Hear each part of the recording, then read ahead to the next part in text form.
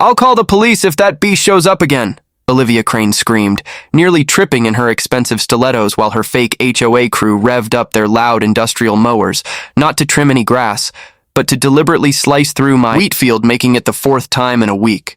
I didn't raise my voice or argue. I just walked over and opened the gate without a word. What Olivia didn't realize was that behind that gate stood Titan, my 800-pound champion bull, a creature with a deep dislike for roaring engines and trespassers.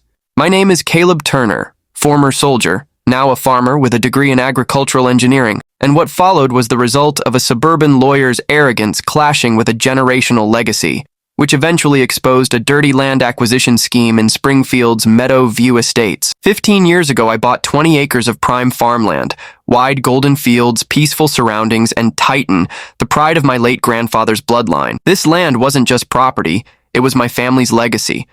But 2 years ago, developers started transforming everything around me into a polished, repetitive suburb called Meadow View Estates, complete with identical houses and an aggressive HOA that enforced strict aesthetic rules. Since my farm was established long before the HOA existed, their authority didn't apply to me, and I had no reason to engage with them, until Olivia Crane arrived.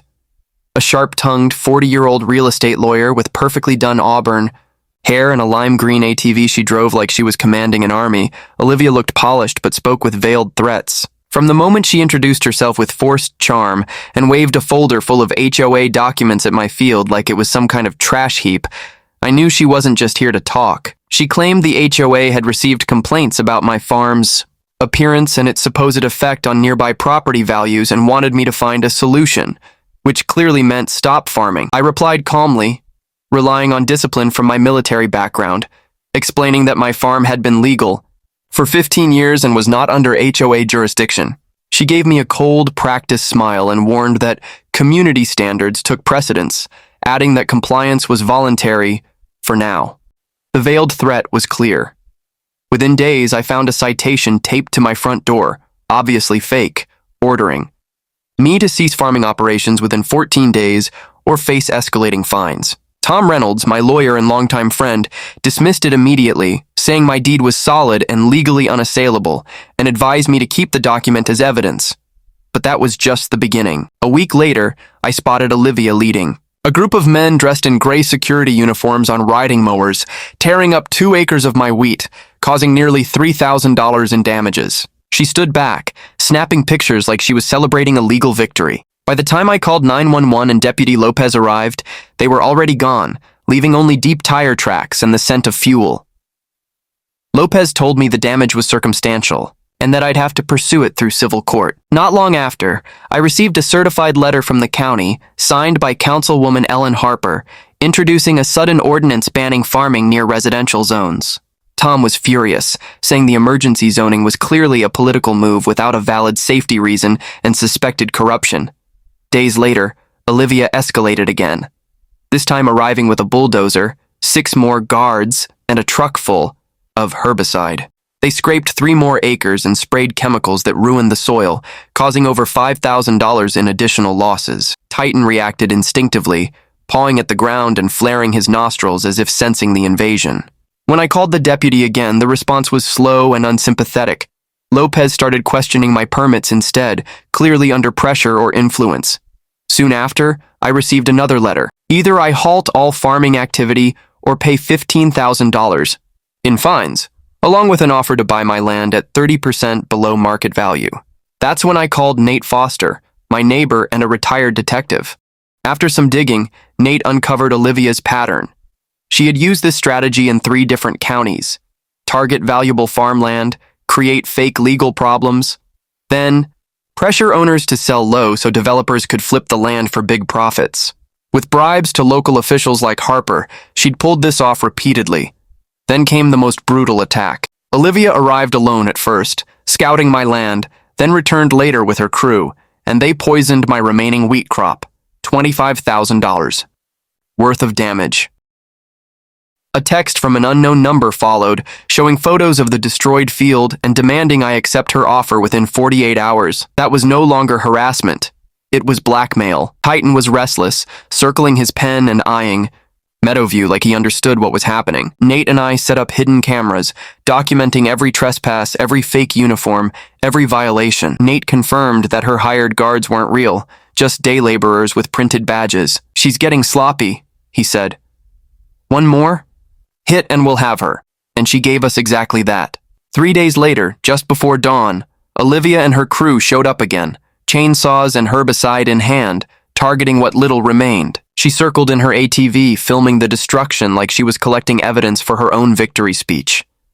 From the loft of my barn, I watched silently, then saw the perfect moment arrive. "Uninvited guests," I muttered, and with a calm hand, unlatched Titan's gate. Titan charged 800 pounds of focused fury, his hooves pounding the ground as Olivia's eyes widened in panic. She tried to speed away on her lime green ATV, but Titan was faster, forcing her into chaotic circles as her crew scattered in fear, abandoning their equipment. Olivia bailed mid-turn, landing hard in a muddy ditch, her designer suit soaked and torn. Titan stomped the overturned ATV, crushing its bright HOA logo, then turned and drove the remaining trucks off my land. I walked over and extended a hand, feigning concern as I asked how Titan had gotten loose, pretending I didn't know he disliked loud machines. Olivia, covered in mud and barely composed, sputtered threats about lawsuits, but her words lacked weight. By the next day, her lawyer sent an official letter demanding Titan be surrendered and damages paid for her vehicle and injuries, along with threats of criminal charges. But it was too late. She had walked straight into a trap. Nate had already contacted Detective Laura Vega, a specialist in corruption cases, who took immediate interest. "Start from the beginning," she said, turning on her recorder. I showed her the footage, every trespass, the destruction, fake guards, poisoned soil, and Olivia's demands. Vega reviewed it all, noting that it wasn't just harassment, it was an organized effort. Nate revealed financial records showing Harper received $10,000 shortly before the sudden zoning change, linking her directly to Olivia's efforts. Vega moved quickly, securing warrants for searches of Olivia's office and Harper's accounts. At the next HOA meeting, Olivia made a bold move, proposing the use of eminent domain to seize my land, openly stating that Harper's cooperation had been financially secured. Vega had been recording the meeting in plain view and arrested Olivia on the spot, charging her with bribery, conspiracy, and environmental violations. Harper was taken into custody that same evening, with 2 other officials arrested soon after. As the case grew, the FBI stepped in, uncovering a wider racketeering operation involving fraudulent land deals across multiple counties. Olivia pleaded guilty and was sentenced to 5 years in prison, along with a $50,000 restitution order. Harper received 7 years and was permanently banned from holding public office. Olivia's assets, including her home, were auctioned, and I bought her house at 41% below market value, using part of the restitution she was ordered to pay. I rented it to a young family, using the income to further support my farm. With professional soil rehabilitation, my fields gradually recovered. Titan became something of a local legend, and many neighbors who had once been silent or skeptical came by to apologize and started buying produce directly from me. The scandal prompted lasting change. New local transparency laws were passed to prevent such abuse of power again. A bronze statue of Titan was erected in the town square, shown trampling an HOA seal with the words, "Justice has 4 legs and weighs 800 pounds. A mural was painted nearby, capturing him proudly standing, guard over golden wheat.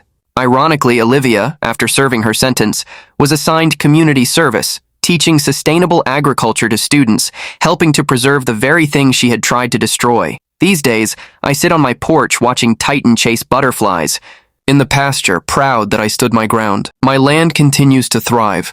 Meadow View has finally found balance, and Olivia's empire is just a memory.